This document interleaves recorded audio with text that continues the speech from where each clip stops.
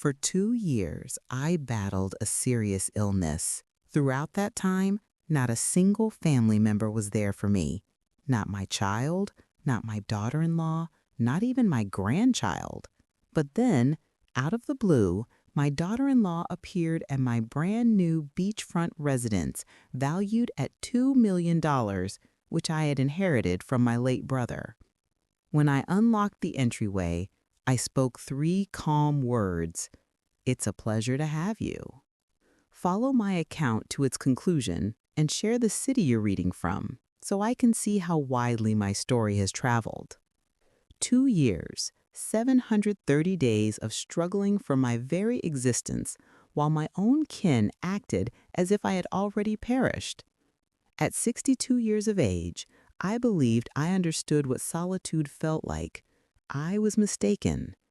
True loneliness is sitting in that cold, sterile oncology waiting area, observing other patients surrounded by their offspring, partners, and companions, while I clutched my handbag and attempted to appear as if I wasn't utterly by myself. The diagnosis arrived on a Tuesday in March, stage 2 breast cancer. The physician's words seemed to come from under the water as he explained the available therapies, survival probabilities, and the importance of having a robust support network. I simply nodded and smiled, already knowing I would face this fight alone. My first impulse was to contact Marcus, my son. At 38, he had constructed what seemed to be a perfect existence with his spouse, Ariela, in their suburban mansion. I dialed his number with trembling hands, practicing how to gently deliver the news. "Mom, I'm in a conference," he answered without even a hello. "Can this wait?" "Marcus, I need to tell you something crucial. I just returned from the doctor." "Listen, whatever it is, could you send me a text? I have back-to-back discussions all afternoon." The connection was cut before I could say the word cancer. I sat in my automobile in the hospital's parking area and wept for the first time since my spouse's death 8 years prior. Not because of the disease, I was prepared to fight that. I cried because my own child couldn't spare 2 minutes to hear that his mother might pass away. The initial chemotherapy treatment was on a Thursday. I had braced myself for the nausea, the exhaustion, the hair loss. What I hadn't prepared for was the crushing weight of entering that treatment facility on my own, while every other patient had someone clasping their hand. The nurse, a kind woman named Patricia, immediately took notice. "Is someone coming to pick you up, dear? You truly shouldn't drive yourself home after chemo." I lied and said my ride was delayed. Patricia gave me a look that said she'd heard that excuse before, but she was too professional to press the issue. 3 hours later, I drove myself home in a chemical haze, clutching the steering wheel with white knuckles. That evening, I called Marcus again. This time, Ariela answered. "Oh, Dorene," she said in that sweet voice she used when she desired something. "Marcus is at the gym. Is everything all right?" I took a deep breath. "Ariela, I began chemotherapy today. I have breast cancer." A period of silence followed. "Oh my goodness, wow. When did you find out?" 2 weeks ago. I've been trying to inform Marcus, but, well, you know how occupied he is with the promotion and everything." "This is just such shocking news. We'll definitely need to process this." Process this? As if my cancer were a business proposal that required a review. "I was hoping perhaps you and Marcus could stop by this weekend. I could use the companionship, and I'd love to see little Marcus." Another pause. "This weekend is actually terrible for us. We have Marcus's work engagement, and little Marcus has soccer, and I made a promise to my mother. But we'll certainly arrange something soon, all right?" Soon never materialized. Week after week, I sat in that chemo chair, watching other families navigate this journey together. There was Mrs. Chen, whose daughter flew in from California for every treatment cycle. There was Robert, whose wife never missed a session and brought him homemade soup each time. And there was me, making polite conversation with the nurses and pretending I had somewhere to be after my treatments. The hair loss commenced in week 4. I awoke to find clumps of brown and gray on my pillow, and by noon it seemed as if I were shedding. I called Marcus from the bathroom, staring at my reflection in the mirror. "Mom, I told you I'm in meetings all morning," he snapped when he answered. "My hair is falling out, Marcus. All of it. I'm afraid." A long sigh. "Look, that's normal with chemo, right? It will grow back. Listen, can I call you tonight? We have this presentation to the board." "Never mind," I whispered and hung up. I went to the wig store alone. The saleswoman was patient and gentle as I tried on artificial hair that felt nothing like my own. I chose something close to my natural color, paid $230 I couldn't truly afford, and wore it home, feeling like an alien in my own skin.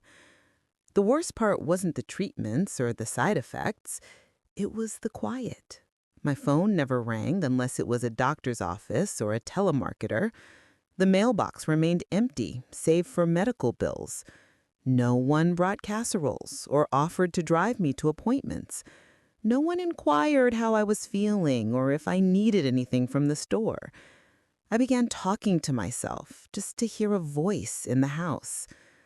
By month 6, I had given up on expecting anything from Marcus and Ariela.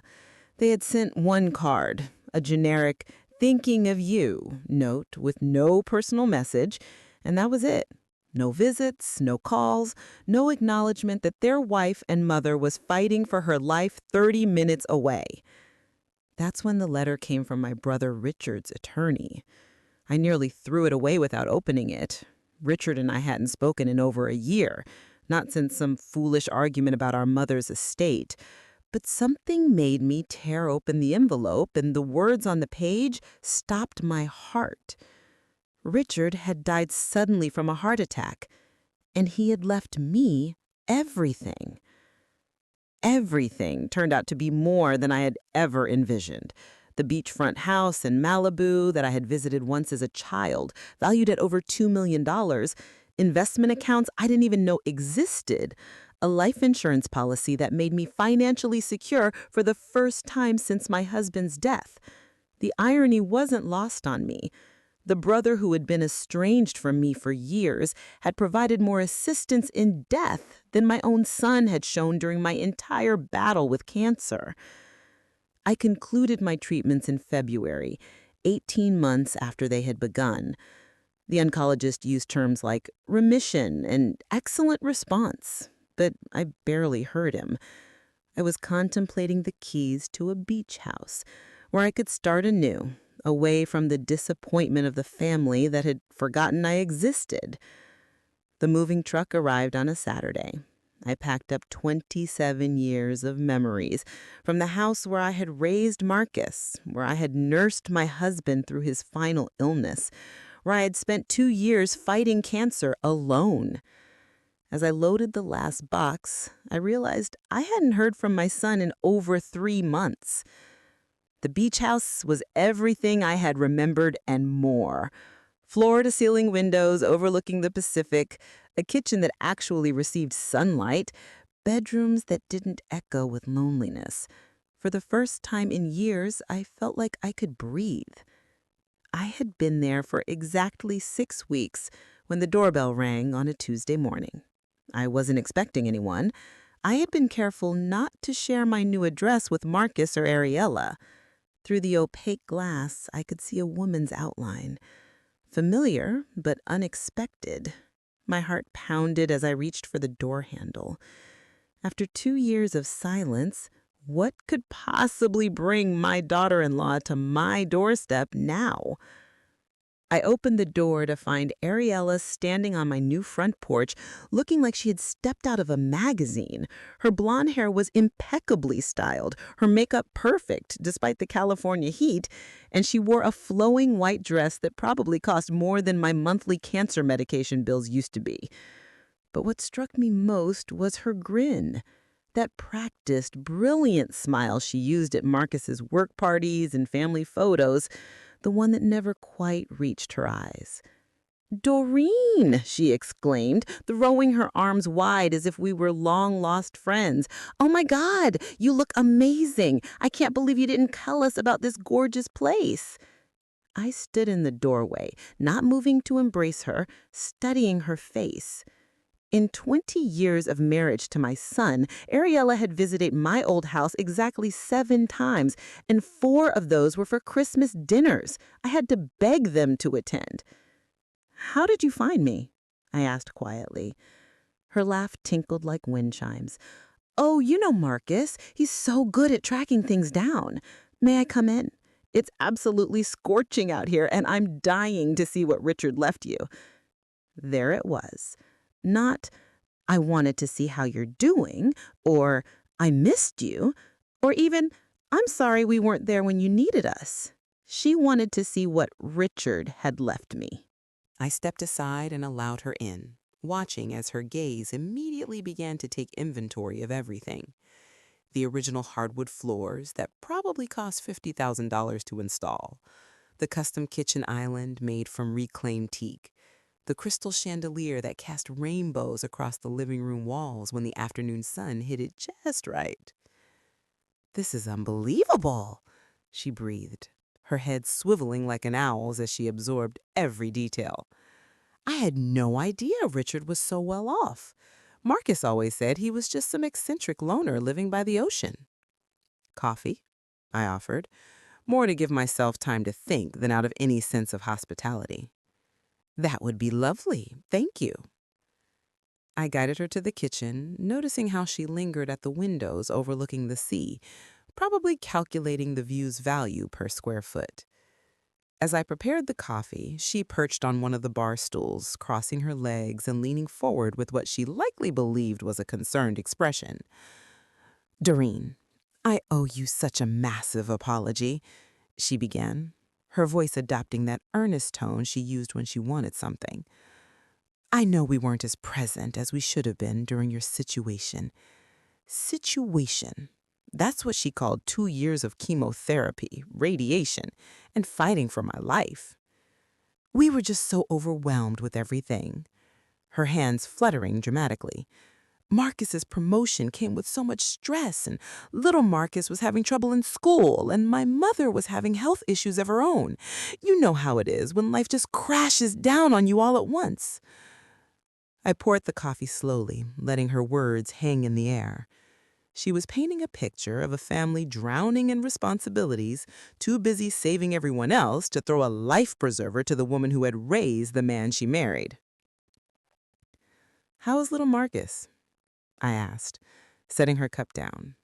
"My grandson, now 9 years old, whom I hadn't seen since his 7th birthday party." "Oh, he's wonderful, growing like a weed. He's gotten so tall, and he's doing amazingly in soccer. Marcus is coaching his team now." She paused, taking a delicate sip of coffee. "He asks about his grandma Dorene sometimes."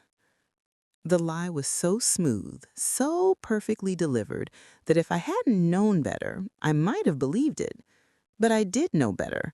I knew that little Marcus probably barely remembered I existed, just like his parents had forgotten during the most frightening period of my life. "That's nice," I said simply. Ariela seemed to sense that her first approach wasn't landing the way she had hoped. She shifted tactics, her expression becoming more serious, more vulnerable. "Dorene, I want you to know that not a day went by during your treatment that we weren't thinking about you. We didn't know how to help. Cancer is so scary, and we felt helpless. We thought maybe it was better to give you space rather than burden you with our own anxiety about the situation." I nearly laughed. They had given me space, all right. Enough space to feel like I was floating alone in a vast, cold universe. "And then when we heard about Richard," she continued, shaking her head sadly, "we were devastated that we couldn't be there for you during your grief. But by then, you had already moved, and we didn't want to intrude on your healing process." "How considerate," I murmured. She leaned forward, reaching across the counter to pat my hand. Her fingers were cool and soft, manicured to perfection. No calluses from holding a cancer patient's hand during chemo. No wear from scrubbing floors when someone was too weak to clean their own house.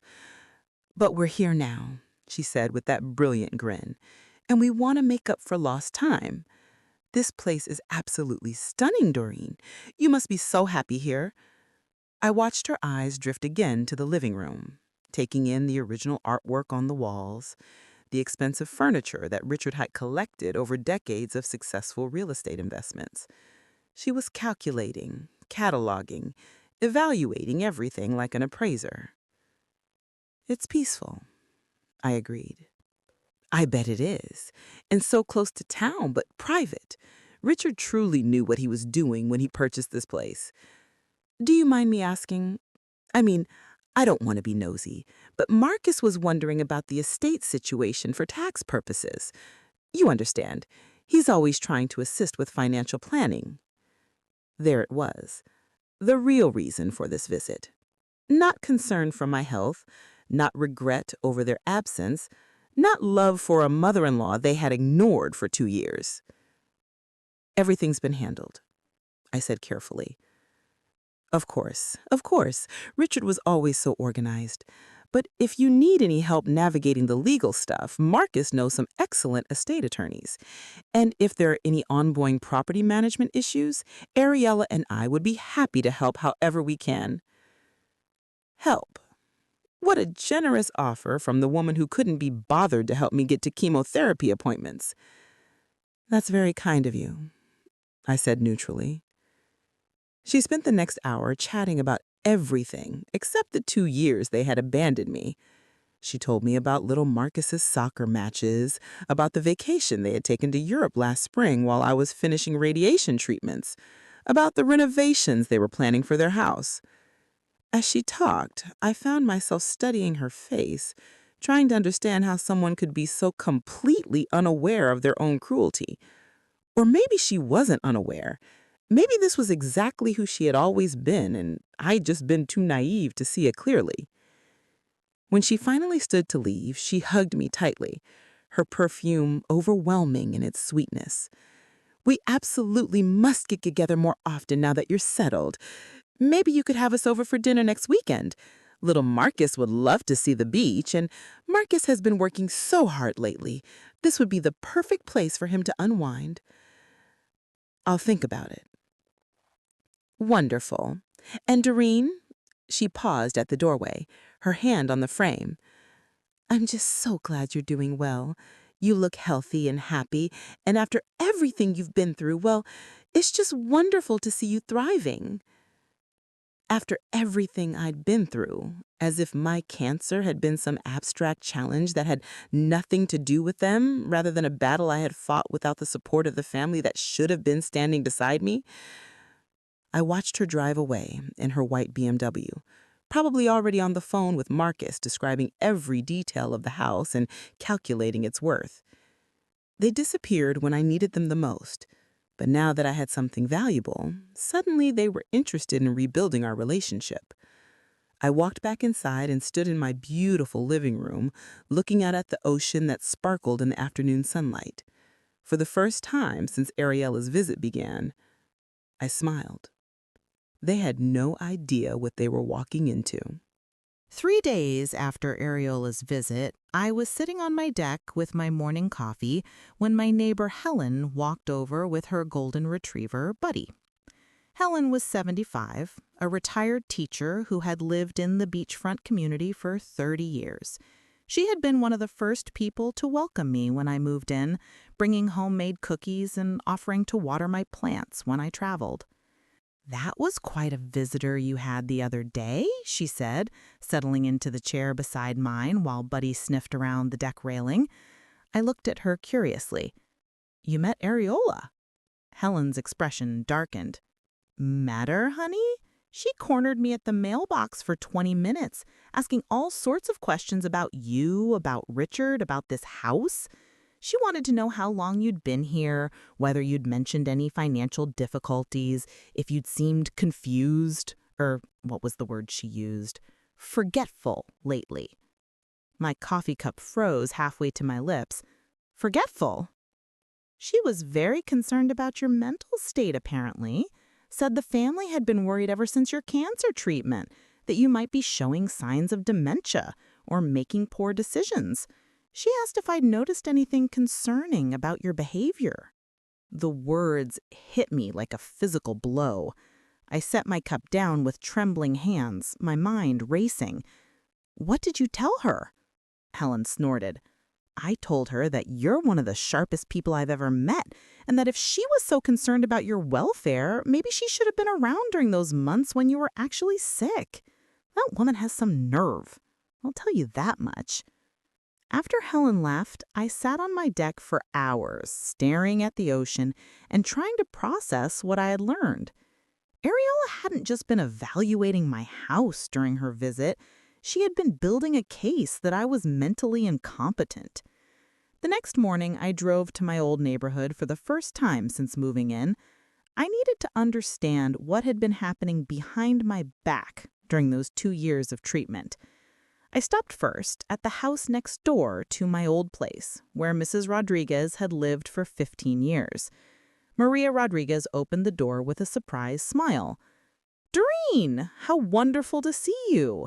You look so healthy and rested. How are you feeling? Much better, thank you. Maria, can I ask you something? Did anyone ever come by asking about me while I was sick? Any family members? Her smile faded slightly. Oh, honey, yes. Your daughter-in-law came by several times. She seemed very worried about you. What kind of worried? She glanced around nervously as if someone might be listening. She said the cancer treatments were affecting your memory, that you were making strange decisions and forgetting important things. She asked if I'd noticed you acting confused or paranoid. She even asked if I thought you were still capable of living alone safely. My blood ran cold. When was this? Throughout your treatment, maybe 4 or 5 times over those 2 years. She said the family was considering intervention, maybe finding you a nice assisted living place where you could get proper care. I felt sick. While I was fighting for my life, Ariela had been systematically building a narrative that I was mentally deteriorating. She'd been laying the groundwork to have me declared incompetent. Maria, did I ever seem confused to you, forgetful? She looked genuinely puzzled. Not at all. You were tired from the treatments, obviously, but your mind was always sharp. You handled all your own affairs, drove yourself to appointments, kept your house immaculate. If anything, I was amazed by how together you stayed during such a difficult time. I thanked Maria and drove to my old grocery store, where I had shopped for over 20 years. The manager, Tom, had always been friendly, often asking about my family during my cancer treatment. Mrs. Patterson, Tom greeted me warmly. So good to see you, looking well. How's the new place treating you? Very well, thank you. Tom, I have an odd question. Did anyone ever come here asking about me, about my shopping habits or behavior? His expression grew uncomfortable. Actually, yes. Your son's wife came in several times. She said the family was concerned about your mental health after your cancer diagnosis. She wanted to know if we'd noticed you seeming confused, forgetting things, making unusual purchases. What did you tell her? The truth, that you seemed perfectly normal to me, maybe a little tired sometimes, but always polite, always knew exactly what you needed. She seemed disappointed by that answer, to be honest. The picture was becoming clearer and more horrifying. Ariela hadn't just neglected me during my illness. She had been actively working to undermine my credibility, questioning my mental capacity to anyone who would listen. That afternoon, I called my oncologist's office and requested copies of all my medical records. Dr. Mitchell's nurse, Susan, had always been kind to me during treatment. Dorene, of course we can get those for you. Is everything all right? Susan, did anyone from my family ever call asking about my condition, about side effects or cognitive impacts of treatment? There was a pause. It's funny you ask. Your daughter-in-law called several times, very concerned about potential memory issues or confusion from the chemotherapy. She wanted to know if we'd observed any cognitive decline that might affect your ability to make decisions. And what did you tell her? That you'd shown no signs of cognitive impairment whatsoever. In fact, Dr. Mitchell always commented on how well-informed and engaged you were about your treatment. You asked excellent questions, followed instructions perfectly, and managed your care schedule better than patients half your age. I hung up the phone feeling nauseous. The scope of Ariola's campaign was becoming clear. She hadn't just neglected me during my illness. She had been actively working to undermine my credibility, questioning my mental capacity to anyone who would listen. That afternoon, I cleaned out some boxes from my old house. Buried in a pile of old bills and medical paperwork, I found something that made my blood freeze. It was a photocopy of a document I'd never seen before. A petition for guardianship. Marcus Patterson versus Dorene Patterson. The date was from 8 months into my treatment, when I was at my sickest from chemotherapy. According to the document, Marcus was petitioning the court to be appointed my legal guardian due to my diminished mental capacity resulting from cancer treatment and advanced age. It claimed I was no longer capable of managing my financial affairs or making sound decisions about my medical care. Attached were sworn statements from Ariela describing incidents of my supposed confusion and forgetfulness. She claimed I had forgotten to pay bills, gotten lost driving to familiar places, and made irrational statements about family members. All lies. The petition had never been filed. At the bottom, there was a handwritten note from what appeared to be a lawyer. Insufficient evidence of incapacity. Need medical documentation or witness statements. Suggest gathering more evidence before proceeding. They'd been planning to have me declared incompetent. If they had succeeded, Marcus would have controlled all my finances, all my decisions, and when Richard died and left me the house and investments, they would have controlled that too. I sat in my old bedroom holding the document with shaking hands as the full scope of their betrayal sunk in. They hadn't just abandoned me during my cancer fight. They had been actively plotting to steal my independence and my dignity while I was at my most vulnerable. My phone rang, startling me out of my thoughts. It was Marcus. "Mom, Ariela said she had a lovely visit with you the other day. She's so excited that you're doing well." I stared at the guardianship petition, my son's signature clearly visible at the bottom. "Yes," I said carefully. "It was quite enlightening." "Great. Listen, we'd love to come see you this weekend. Ariela thought it would be nice to bring little Marcus to see your new place. Maybe we could all have dinner together." They were circling back, probably ready to launch phase 2 of whatever plan they'd been hatching, but this time I would be ready for them. "That sounds wonderful, Marcus. I'd love to see you all." "Perfect. We'll drive down Saturday morning. Oh, and Mom, Ariela mentioned that you seem to be settling in really well.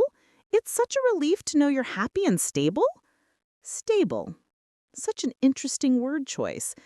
"Yes," I said, my voice steady despite the rage building in my chest. "I'm very stable indeed." Saturday morning arrived with perfect California weather, and I was ready. I had spent the week preparing for this visit in ways Marcus and Ariela couldn't imagine.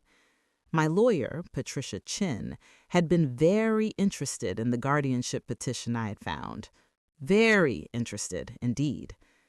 I had also made some calls to Richard's estate attorney, a sharp woman named Sandra Walsh, who had handled his affairs for 20 years. The conversation had been eye-opening in ways I hadn't expected. "Your brother was quite specific about his wishes," Sandra had told me. "He left detailed instructions about what should happen if anyone contested your inheritance or questioned your mental capacity.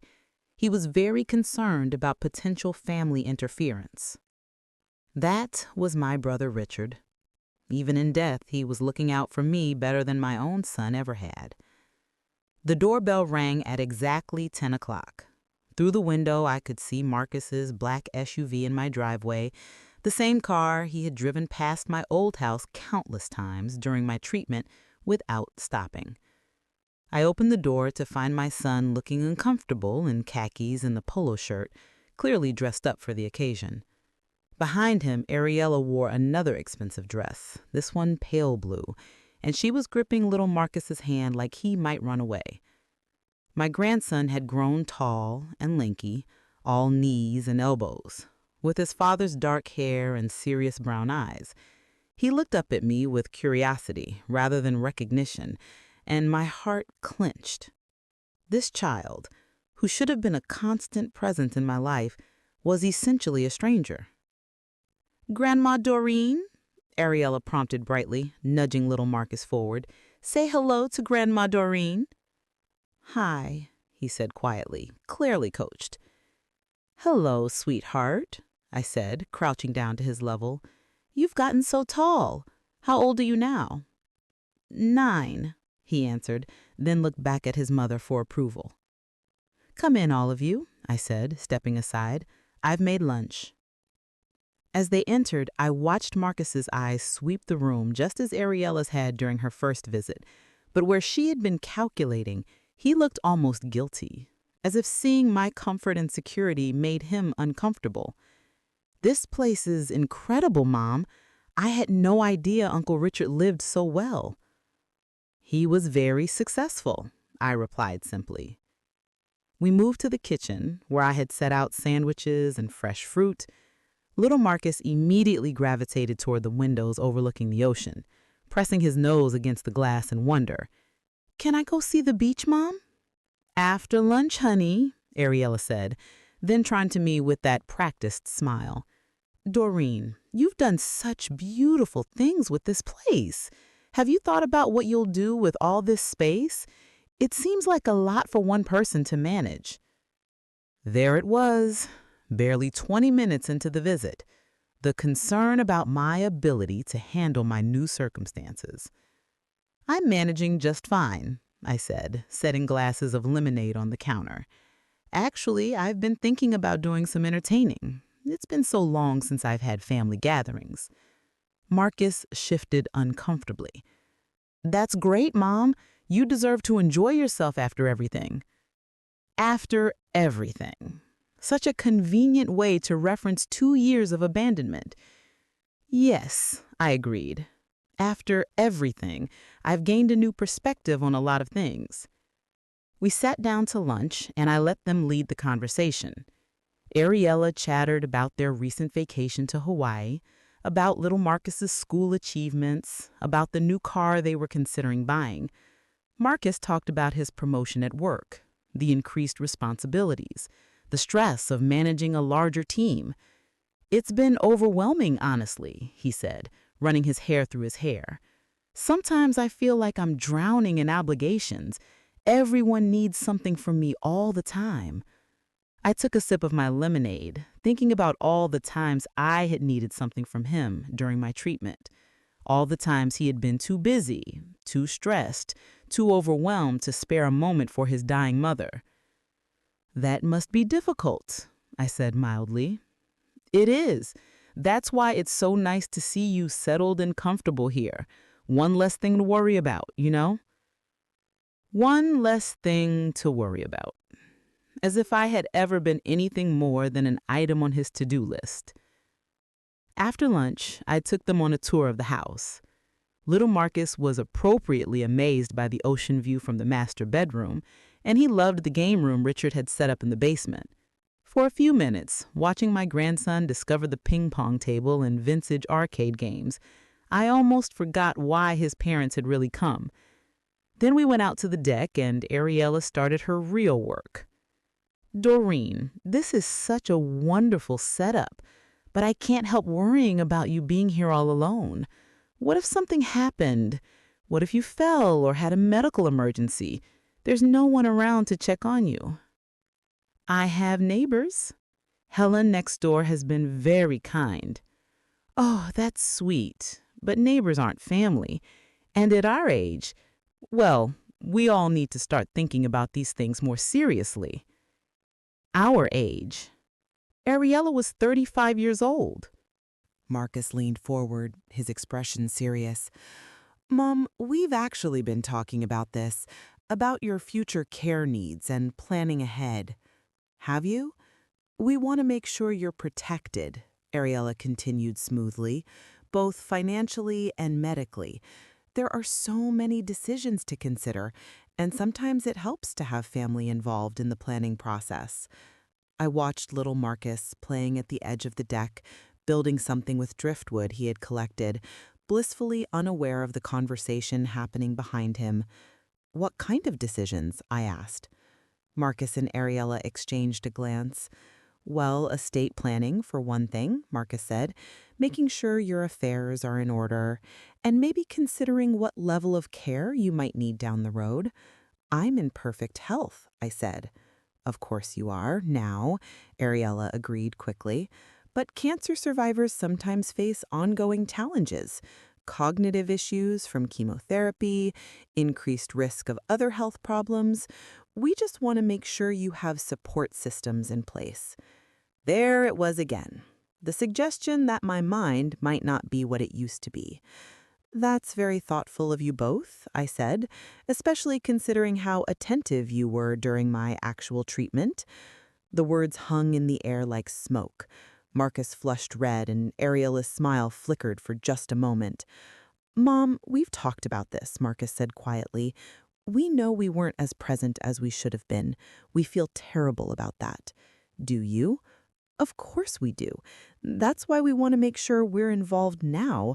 We don't want to make the same mistakes again. I stood up and walked to the deck railing, looking out at the ocean. Behind me, I could hear them whispering urgently to each other, probably trying to figure out why this conversation wasn't going the way they had planned. You know, I said, turning back to face them, I found something interesting while I was packing up the old house. Marcus went very still. What's that? I pulled the folded guardianship petition from my pocket and set it on the patio table. Both of them stared at it like it was a snake. Would either of you like to explain this to me? The silence stretched on for what felt like hours. Little Marcus, sensing tension, looked up from his driftwood project with worried eyes. Finally, Marcus cleared his throat. Mom, that was just a precaution. Our lawyer suggested we explore all options in case your health deteriorated. Interesting. Because according to this document, you were planning to have me declared mentally incompetent 8 months into my treatment, not because of health deterioration, but because of alleged cognitive decline that, according to my medical records, never existed. Ariela's face had gone pale beneath her perfect makeup. Dorene, you're taking this the wrong way. We were just trying to protect you. Protect me from what? Making my own decisions? Controlling my own money? That's not, we would never, Marcus stammered. You would never what? Lie to my neighbors about my mental state? Question my grocery store manager about whether I seemed confused? Call my doctor's office fishing for evidence that I was incompetent? They stared at me in shock. They had no idea I knew about their campaign to undermine me. How did you, Ariela whispered, how did I find out that you spent 2 years telling everyone who would listen that I was losing my mind? That you were building a case to steal my independence while I was fighting for my life? Marcus found his voice. Mom, it wasn't like that. We were worried. And the lawyer said you needed more evidence because you didn't have any, because I wasn't incompetent then, and I'm not incompetent now. I leaned forward, my voice deadly calm. But you know what I am? I'm rich. Richard left me over $2 million in assets. And suddenly, after 2 years of silence, you're so concerned about my welfare. That's not fair, Ariela said, her voice shaking. We're here because we love you. I laughed, a sound with no humor in it. Love? You want to know what love looks like? Love looks like showing up to chemotherapy appointments. Love looks like bringing soup when someone's too sick to cook. Love looks like a phone call on the bad days just to say, I'm thinking of you. Little Marcus had stopped playing and was watching us with wide, frightened eyes.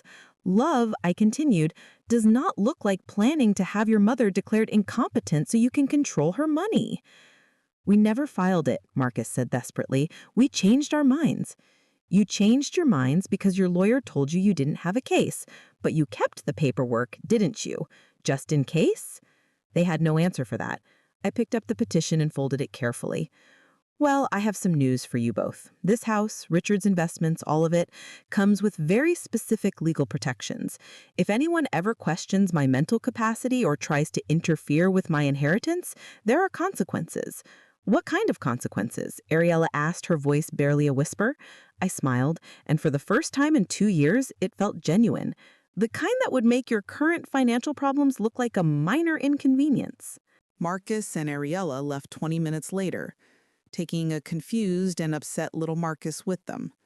As I watched their SUV disappear down my driveway, I felt something I hadn't experienced in years. Power. The phone calls started that evening. First, Marcus, his voice tight with barely controlled panic. "Mom, we need to talk. Can we come back tomorrow?" "I think we said everything that needed to be said today. Please, we can explain everything. You're misunderstanding the situation." I almost laughed. After showing them concrete evidence of their scheme to have me declared incompetent, he thought the problem was my misunderstanding. "Marcus, I understand perfectly. You and Ariela spent 2 years planning to steal my independence while I fought cancer alone. There's nothing complicated about that. It wasn't stealing. We were trying to help. Help by lying to my neighbors, by telling my doctor's office that I was showing signs of dementia, by preparing legal documents to have me declared mentally unfit." Silence. Then in a smaller voice, "How did you find out about all that?" "It doesn't matter how. What matters is that I know exactly who you and your wife really are." The second call came from Ariela an hour later. This time the mask had completely slipped. Gone was the syrupy sweetness, the concerned daughter-in-law act. Her voice was sharp, desperate. "Dorene, you can't seriously be considering cutting us off over some old paperwork that was never even used, can you? We're family. We made mistakes, yes, but families forgive each other. And little Marcus adores you. You wouldn't really punish an innocent child for his parents' errors in judgment, would you?" There it was. The guilt card played with precision. Use my love for my grandson to manipulate me into accepting their betrayal. "Ariela, in the 2 years I was sick, how many times did you bring little Marcus to see me? We've been through this. We were busy and we thought 0. The answer is 0. You used my grandson as a weapon today, dragging him into an adult conversation to make me feel guilty. But you've never once considered what was best for him, including having a relationship with his grandmother. That's not true." "When was his last soccer game?" The question caught her off guard. "What?" "You mentioned he was doing amazingly in soccer, that Marcus coaches his team. When was his last game?" It was last weekend. I think." "You think? You don't know when your own son's soccer games are, but you expect me to believe you've been protecting him from his unstable grandmother?" Another silence. "Then what do you want from us?" "I want you to leave me alone." "We can't do that. We won't do that. You're family, whether you like it or not." "No," I said quietly. "Family shows up when you need them. Family doesn't plot against you when you're vulnerable. Family doesn't lie to your neighbors and your doctors to build a case for stealing your independence." I hung up before she could respond. The third call came at 11 that night. This time it was Marcus again, and I could hear Ariela coaching him in the background. "Mom, we're coming down tomorrow. We need to settle this face to face." "No." "What do you mean, no?" "I mean you're not welcome here anymore. You can't just cut off your family." "Watch me." But I knew they wouldn't give up that easily. People like Marcus and Ariela didn't accept defeat gracefully, especially when $2 million were at stake. They showed up the next afternoon, anyway. this time without little Marcus.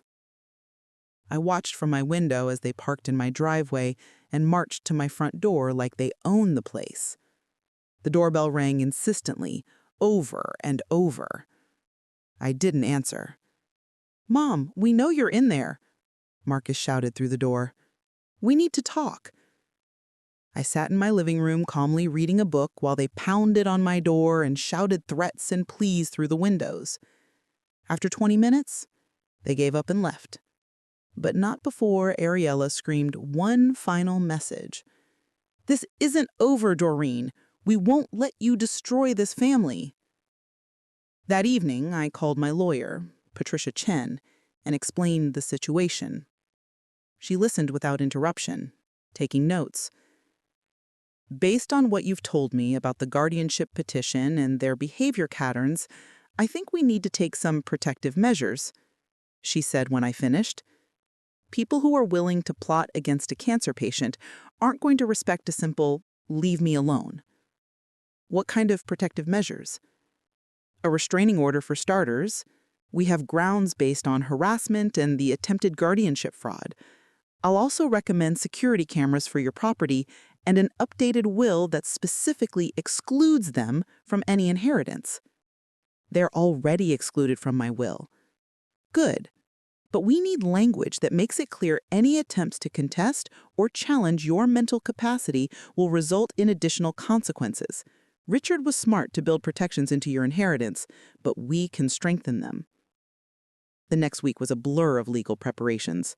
Patricia worked quickly to get the restraining order in place, and I had a security system installed that would make Fort Knox jealous.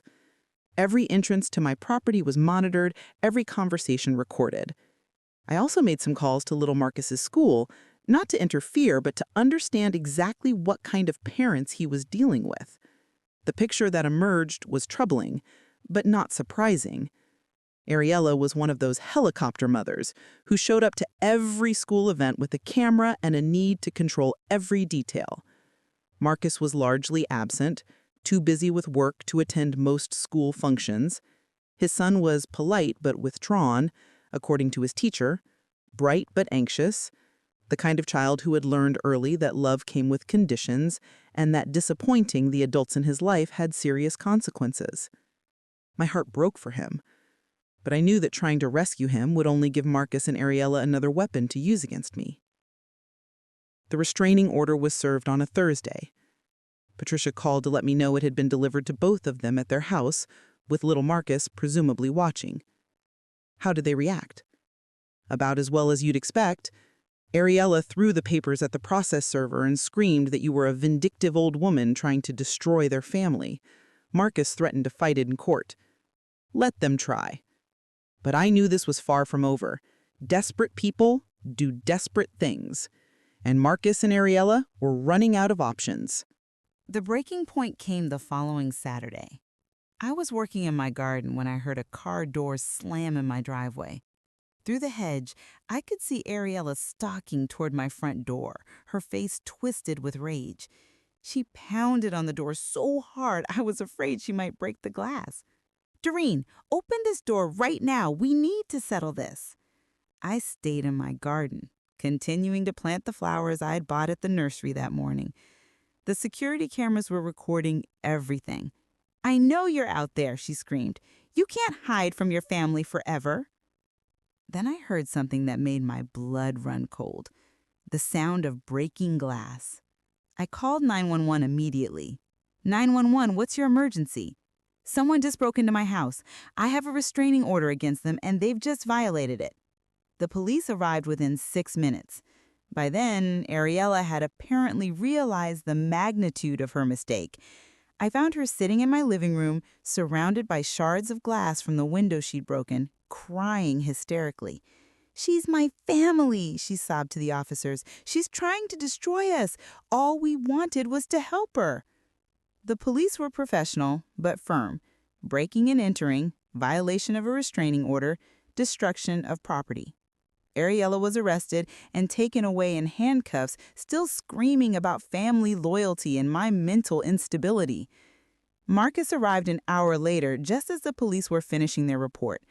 I watched from my window as he spoke urgently with the officers, gesturing wildly, probably trying to explain that his wife was just upset and didn't mean any harm. The lead officer came to my door before they left. "Ma'am, we've documented everything, and we'll be filing a full report. Your security footage will be valuable evidence if this goes to trial. Is there anything else you need from us today?" "Just peace and quiet," I said. "Understood. And ma'am, you might want to consider changing your locks just in case." After the police left, I stood in my living room, looking at the broken window and feeling something I hadn't expected: sadness. Not for Marcus and Ariela, but for the family I thought I had. For the son who'd once been a sweet little boy who brought me dandelions and told me I was the best mom in the world. For the daughter-in-law who'd once seemed genuinely happy to join our family. That evening, I got one final phone call from Marcus. "Mom, please, Ariela is in jail. They're saying she might face felony charges. Our lawyer says if you drop the charges, she could get probation and community service instead of prison time." "And why would I do that?" "Because we're family. Because everyone makes mistakes. Because this has gone far enough." I looked out my window at the ocean, watching the waves crash against the rocks below my house. Constant, relentless, wearing away at everything that tried to resist them. "Marcus, do you remember when I was diagnosed with cancer?" "Of course." "Do you remember what you said to me when I called to tell you?" Silence. "You told me you were in a meeting and asked if I could text you instead. Your mother was diagnosed with cancer and you couldn't spare 2 minutes to talk to her? Do you remember the day I started chemotherapy? The day I sat in that chair for 3 hours getting poison pumped into my veins, fighting for my life? Yes. Where were you that day?" More silence. "You were at your son's soccer game. The same son you claim I'm now trying to hurt by holding my wife accountable for breaking into my house? That's not fair, is it? You had 2 years to show me that family mattered to you. 2 years to prove that I was worth a phone call, a visit, a moment of your time.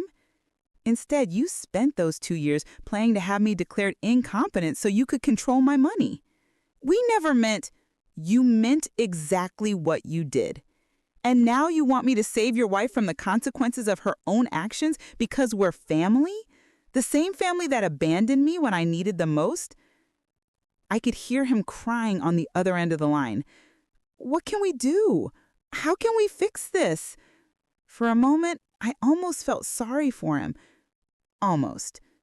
Some things can't be fixed, Marcus. Some wounds are too deep. Some betrayals are too raw. You made your choice when you decided I wasn't worth your time. Now I'm making mine. Please don't do this. I already have. I hung up the phone and turned it off. Outside, the sun was setting over the Pacific, painting the sky in shades of gold and pink. It was beautiful, peaceful, perfect. And it was mine. 6 months later, I was sitting on my deck, watching the sunrise, when Helen walked over with her morning coffee and a small wrapped package. "Happy birthday, Dorene," she said, settling into the chair beside mine. 63 looks good on you." I had forgotten it was my birthday. For 62 years, birthdays had been about phone calls from family, awkward dinners where everyone pretended to be closer than they were, and obligatory gifts that showed how little thought anyone had put into knowing me. This year, I had simply forgotten to mark the date. "Thank you," I said, accepting the package. Inside was a small ceramic bird, hand-painted in blues and greens that perfectly matched the ocean view from my deck. "I made it in my pottery class," Helen explained. "The instructor said I should give it to someone who brings me joy. You were the first person I thought of." I felt tears prick my eyes. When was the last time someone had given me a gift simply because they wanted to, not out of obligation or expectation? "Helen, this is beautiful, but you hardly know me." She laughed. a warm sound that mixed with the crash of waves below us. Honey, I've lived next door to you for 8 months. I've watched you create this beautiful garden from nothing. I've seen you reading on your deck every morning at sunrise, looking peaceful and content. I've watched you help Mrs. Kim with her groceries and offer to watch the Petersons' dog when they went out of town. She paused, sipping her coffee. I know you better than some people know their own families. The irony wasn't lost on me. My neighbor of 8 months knew me better than my son and daughter-in-law after decades. Have you heard from them? Helen asked gently. She knew the basics of what had happened, though I had spared her the more painful details. No, the restraining order runs for another year, and Ariela's court case is still pending. Marcus hired an expensive lawyer, but breaking and entering is hard to explain away, especially with video evidence. Do you miss them? It was a question I had been asking myself for months. Did I miss the son who had once been the center of my world? Did I grieve for the family unit that had never really existed? I miss who I thought they were, I said finally. I miss the idea of having family who loved me unconditionally, but the reality, no, I don't miss being treated like an obligation or a burden. That afternoon, I drove to my old neighborhood for the first time since the confrontation. I wasn't sure why I felt compelled to go, but something was pulling me back to that life I'd left behind. The house looked smaller than I remembered, with a for sale sign in the front yard that had clearly been there for months. The lawn was overgrown and several windows had broken blinds. It looked abandoned, forgotten. I parked across the street and sat in my car, remembering the 27 years I'd spent in that house. The Christmas mornings when Marcus was little, ripping through presents with the excitement only children can muster. The quiet evenings after my husband died, when the silence felt overwhelming. The long nights during chemotherapy when I'd sit alone in the living room, too sick to sleep but too tired to do anything else. Mrs. Rodriguez came out to get her mail and spotted me. She walked over with a concerned expression. Dorene, how wonderful to see you. You look so healthy and happy. How are you feeling? Much better, thank you. Maria, is Marcus's house for sale too? Her expression darkened.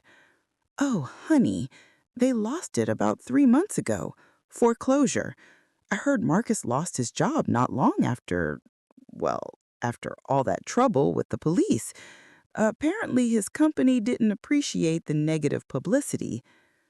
I felt a stab of something that might have been guilt, quickly followed by the reminder that Marcus had brought this on himself. Where are they living now? I'm not sure. I heard they moved in with Ariela's mother, but you know how rumors are. That poor little boy, though. I see him sometimes when Marcus picks him up for visits. He always looks so sad. Little Marcus. In all this mess, he was the only truly innocent victim. A 9-year-old boy whose world had been turned upside down by his parents' greed and manipulation. Visits? I asked. Oh, didn't you know? Marcus and Ariela separated about 2 months ago. She's living with her mother and he has little Marcus on weekends.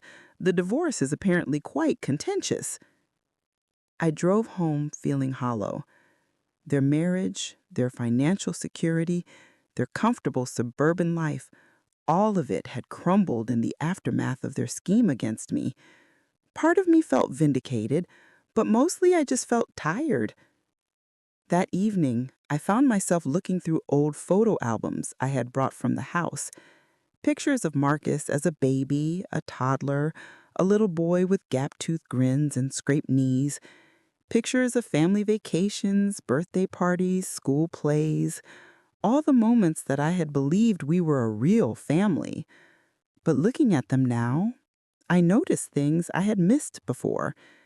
In almost every family photo, I was slightly apart from the others, or Marcus was looking away from the camera, or there was some subtle distance that I had attributed to normal awkwardness, but now recognized as something deeper. The signs had been there all along. I had just been desperate for connection to see them clearly. My phone rang, startling me out of my memories. I almost didn't answer when I saw it was an unknown number, but something made me pick up. "Grandma Dorene?" My heart stopped. It was little Marcus, his voice small and uncertain. "Sweetheart, how did you get this number? I found it in Dad's phone. Are you really not allowed to see us anymore?" I closed my eyes, trying to figure out how to explain adult failures to a child who shouldn't have to understand them. "It's complicated, honey. Your parents and I had some disagreements about grown-up things. Dad says you're trying to punish us because you're angry, but Mom says you never really loved us anyway, and you're just showing your true colors now." The casual cruelty of that statement took my breath away. Even in the middle of their own crisis, they were poisoning their child against me. "Little Marcus, listen to me very carefully. I love you very much. I always have, and I always will. The problems between your parents and me have nothing to do with you, and they have nothing to do with my love for you. Then why can't I see you?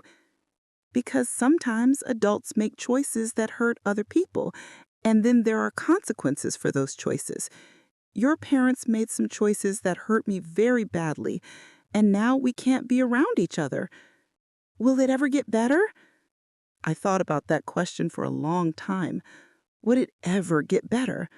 Could Marcus and Ariela ever acknowledge what they had done and genuinely apologize? Could I ever trust them enough to let them back into my life? I don't know, sweetheart. I hope so, but I honestly don't know. I miss you, Grandma Dorene.